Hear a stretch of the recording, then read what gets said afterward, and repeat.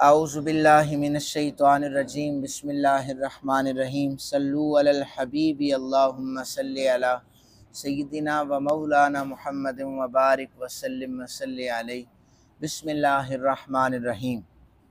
پڑھیں جی، اونچی آواز سے پڑھیں۔ بسم اللہ الرحمن الرحیم۔ لن یستنکف المسیح ان یکون عبدا للہ ولا الملائکۃ المقربون ومن یستنکف عن عبادتہ ویستکبر فسیحشرہم الیہ جمیعا فاما الذین آمنوا وعملوا الصالحات فیوفیہم اجورہم ویزیدہم من فضلہ وَأَمَّا الَّذِينَ اسْتَنكَفُوا وَاسْتَكْبَرُوا فَيُعَذِّبُهُمْ عَذَابًا أَلِيمًا وَلَا يَجِدُونَ لَهُم مِّن دون اللہ ولیّا ولا نصیرا۔ صدق اللہ العظیم۔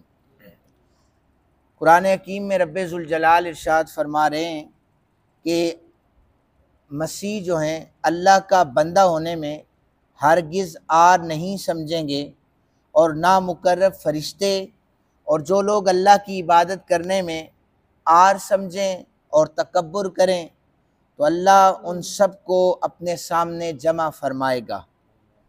جو لوگ ایمان لائے، انہوں نے نیک اعمال کیے تو اللہ ان کو ان کا پورا اجر عطا فرمائے گا، انہیں اپنے فضل سے زیادہ اجر عطا فرمائے گا۔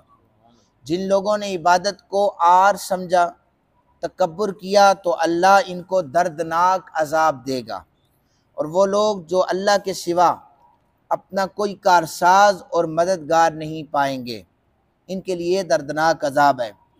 یہ جو پہلی آیہ مبارکہ ہم نے پڑھی ہے، اس کا مفہوم یہ ہے کہ حضرت عیسیٰ علیہ السلام کو اگر اللہ کا بندہ کہا جائے تو انہیں کسی قسم کی کوئی آر نہیں ہے۔ اس حوالے سے یہ وضاحت سن لیں جو اس آیہ مبارکہ کا شان نزول ہے کہ نبی اکرم صلی اللہ علیہ وآلہ وسلم کے پاس نجران کا ایک وفد آیا۔ اس نے آ کر کے سرکار دو عالم صلی اللہ علیہ وآلہ وسلم سے یہ کہا کہ آپ ہمارے صاحب یعنی حضرت عیسیٰ علیہ السلام، ان کو برا کیوں کہتے ہیں؟ یہ نجران کے عیسائیوں نے آ کر پوچھا۔ آپ نے فرمایا کہ تمہارے صاحب کون ہیں؟ وہ کہنے لگے کہ ہمارے صاحب حضرت عیسیٰ علیہ السلام ہیں۔ آپ نے فرمایا میں ان کے متعلق کیا غلط کہتا ہوں؟ کہنے لگے کہ آپ کہتے ہیں کہ وہ اللہ کے بندے ہیں، تو یہی تو آپ غلط کہتے ہیں۔ سید عالم صلی اللہ علیہ وآلہ وسلم نے فرمایا بے شک وہ اللہ کے بندے ہیں، اگر جناب عیسیٰ کو یہ میں ان کے سامنے بھی کہتا انہیں کسی قسم کی کوئی آر نہیں تھی۔ وہ کہتے نہیں، وہ اللہ کے بندے نہیں ہیں، وہ خود اللہ ہیں، وہ خدا ہیں، خدا کے بیٹے ہیں اور وہ خدا ہیں۔ تو اس وقت یہ آیت نازل ہو گئی کہ جناب حضرت عیسیٰ علیہ السلام اللہ کا بندہ ہونے میں کسی قسم کی کوئی آر محسوس نہیں کرتے۔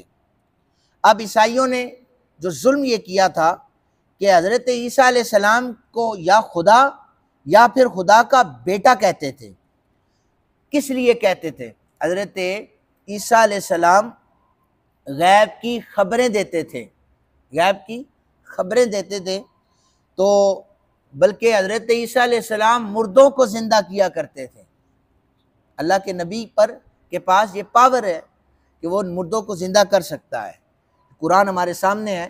حضرت عیسیٰ علیہ السلام کے حوالے سے میں نے پہلے بھی بیان کیا تھا، 4 مقامات پر حضرت عیسیٰ علیہ السلام نے مردوں کو زندہ کیا۔ حضرت عیسیٰ علیہ السلام پیدائشی بیماروں کو آپ ایک نگاہ ڈالتے تھے تو اللہ تعالیٰ ان بیماروں کو جو لا علاج مرض تھے، اللہ انہیں بھی شفا عطا فرما دیتا تھا۔ اللہ تعالیٰ نے بتایا کہ یہ جو قدرت ہے، تم اس قدرت کی وجہ سے عیسیٰ کو اللہ کا بیٹا کہہ رہے ہو، جبکہ دیکھو جو ملائکہ ہیں، مقربین ہیں، ان کے پاس تو ایسی بے شمار چیزیں ہیں۔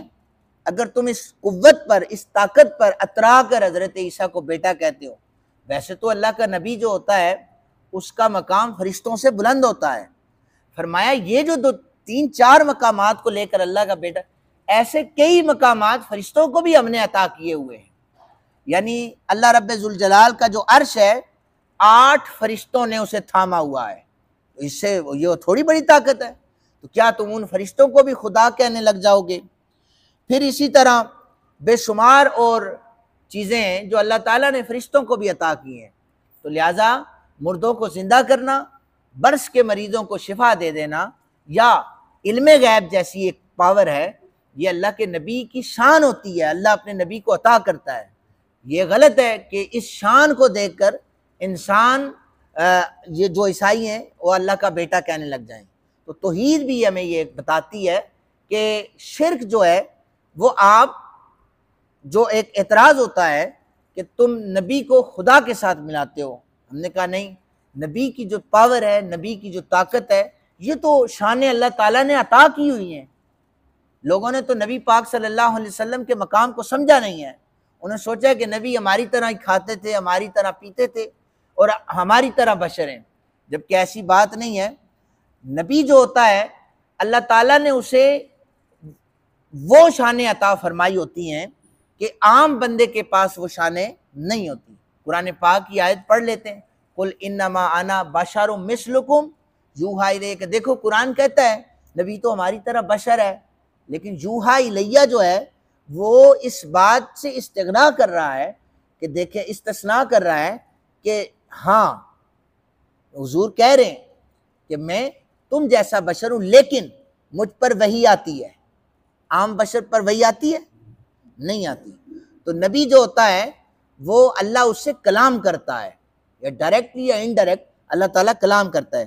تو یہ نبی کو طاقت اللہ تعالیٰ نے عطا کی ہے، لیکن جن لوگوں نے حضرت عیسیٰ علیہ السلام کی ان طاقتوں کو دیکھا، انہوں نے اللہ کا بیٹا کہا۔ قرآن نے کہا کہ نہیں، وہ اللہ کے بیٹے نہیں ہیں، اللہ کے بھیجے ہوئے بندے ہیں۔ فرمایا وہ لوگ جو ایمان لائے، نیک اعمال کیے، انہیں پورا پورا اجر عطا فرمایا جائے گا، اور اللہ انہیں اپنے فضل سے زیادہ اجر عطا فرمائے گا۔ یہ فضل سے زیادہ اجر کیا ہے؟ اس حوالے سے محدثین نے لکھا ہے کہ کسی شخص نے آپ میں سے دوسرے کے ساتھ نیکی کر دی، کوئی نیکی کر دی، اپنے فضل سے زیادہ یہ ہوگا کہ پھر اس نیکی کرنے والے کو کہا جائے گا فلاں گناہگار شخص نے کسی مقام پر تیرے ساتھ نیکی کی تھی، کہے کہ ہاں مالک کی تھی۔ فرمایا جائے گا اب تو جنت میں ہے تو وہ دوزخ میں چلا گیا ہے، اب ایسا کر کہ تو اس کی سفارش کر تاکہ اللہ اسے بھی جنت عطا فرما دے۔ تو یہ چھوٹی چھوٹی جو نیکیاں ہیں یہ بھی کیا کریں تاکہ لوگ خوش ہو جائیں، کسی کی غمی میں آپ اس کا سہارا بن جائیں، کسی کی پریشانی میں آپ سہارا بن جائیں، تو یہ بے شمار نیکیاں بن کر یہ کسی قسم کا کوئی نقصان نہیں، اور یہ رائے گاہ نہیں جائیں گی، یہ بروز محشر یہ کی ہوئی نیکیاں جو ہیں آپ کو کام اسی سلسلے میں آئیں گی۔